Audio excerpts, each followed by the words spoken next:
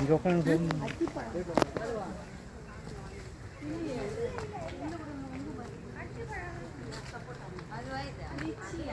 பழம் மாதிரி இல்லை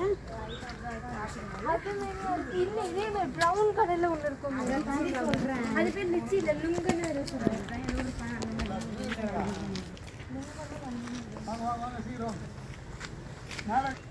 இந்த காலத்தில் லைட் ஹவுஸ் இங்கே இருக்குது நடுத்தி பார்த்தீங்க.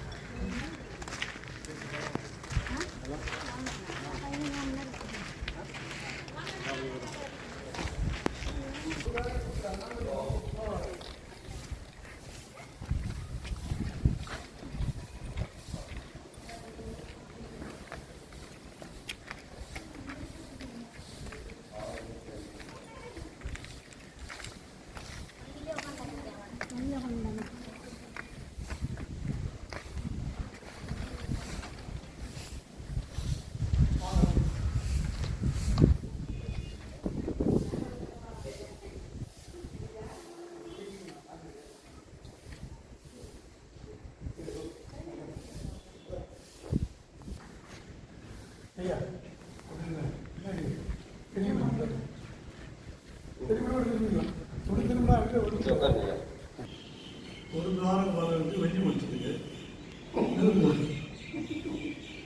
வெள்ளி பழக்காம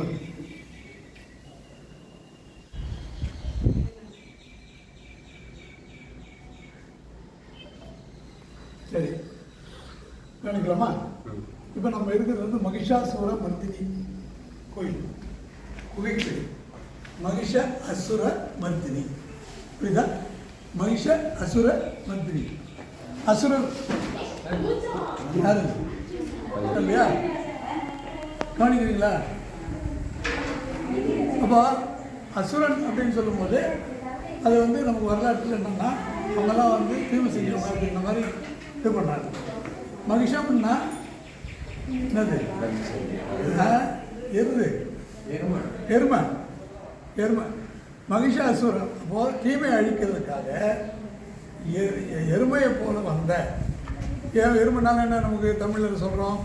மரணத்தினுடைய தூதன், யம தூதன், யம தர்மம்னு சொல்லுவாங்க. தர்மம் அவனோட தர்மம் வரல, ஏமா எருமையில் வரான்னு சொன்னாங்கல்ல. அப்போது எருமை வடிவில் வந்து அந்த தீமையை அழித்தவர் மகிஷாசுரன். அழித்து மரணத்தை வந்தார், அது மரணத்தை ஜெயித்தார். மர்த்தினா மரணத்தை வந்து சாகடித்தவர் அப்படின்னு அர்த்தம். அதுதான் இது. இப்போ இந்த இதை பாருங்கள், இது எப்படி வந்து ஒரு ஒரு ஒரு ஒரு போர் நடக்குது. இந்த போரில் வந்து எது ஜெயிக்குதுன்னு பாருங்க. இப்போ மகிஷாசுரன் மர்த்தினு சொல்லியிருக்கு. மகிஷாசுரன் அப்படின்னா மகிஷன் என்ன சொன்னேன்? அதாவது எருது எருது சின்ன மொழிகளுக்கு வந்த எருதுன்றது தமிழ் என்ன சொல்றோம்? எருமை. எருமை மாதிரி எது இருக்குது இங்க பாருங்க. எருமையை வந்து எருமை என்பது மரணத்தை. அப்போ எருமையா வந்து எருமையா வந்த மரணத்தை ஜெயித்தவர் மகிஷாசுர மர்த்தினி. அப்படின்னா மரணத்தை வெல்வதற்காக வந்தவர் அப்படின்றது இங்கே காட்டிடும். அப்போ இதில் யார் ஜெயிக்கிறது அப்படின்னு பாருங்க. மர்த்தினி அப்படின்னு சொல்றதுனால பெண்ணை சொல்லிடுறோம். அப்போ பெண்ணுக்கு நம்ம என்ன சொன்னோம்? சிங்கம், சிங்கத்தாய் அப்படின்னு சொல்கிறோம். அப்போ தமிழ் தெய்வ வழிபாட்டில் இருக்கு. அப்போ ஒரு பெண்ணாக இங்கே வடிவம் காட்டி மகிஷம் என்கிறதான இந்த எருமையை மரணத்தை வெல்லுங்கள். அப்போ இந்த பக்கம் அந்த பக்கம் எப்படி யுத்தம் நடக்குது அப்படின்றத காட்டுங்க. அப்போ இந்த அதாவது இந்த மர்த்தினி மகிஷாசுர மர்த்தினிக்கு பாருங்க எத்தனை கை இருக்காங்க. அது வந்து அதனுடைய வடிவத்தை நீங்கள் பார்த்தீங்கன்னா அப்போ இதெல்லாம் அதெல்லாம் ரெண்டுத்தையும் இணைச்சு காட்டியிருக்காங்க. அப்போ தமிழ் சக்தியாக கடவுள் வந்து மரணத்தை வந்தார் அப்படின்னு விளக்குறதுக்காக சொல்லியிருக்கேன். சரி, இது மட்டும் சொல்லி கொடுத்துட்டாங்களே. அப்போ வந்து இது சைவத்துக்கு சொல்லிட்டாங்க, வைணவத்துக்கு பாருங்க அந்த பக்கம் சொல்லிட்டாங்க. அதான் வந்து நம்ம பார்க்குறோம்ல, அதாவது மிதிச்சு வந்து அடிச்சுட்டாங்கன்னு சொல்லி பண்ணிக்கலாம்.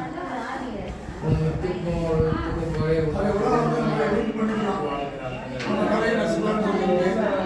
என்ன சொல்றது? அதனால வந்து அந்த ஒரு இதுக்கு கொண்டு வந்துருக்கலாம் தெரியல.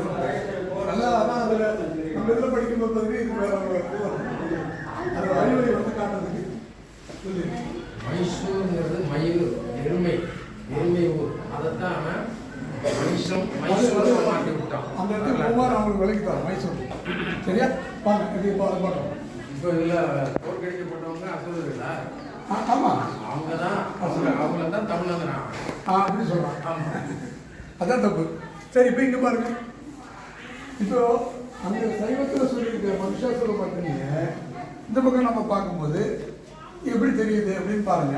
இங்கே இப்போ வந்து ஐம்புலன் வழியாக வருகிற பாவத்தை வென்றவர், ஐம்புலன் வழியாக இருக்கிறதான மரணத்தை. அப்போ எங்கே வந்துச்சு? கடவுளுடைய படைத்த ஏதேன் தோட்டத்தில்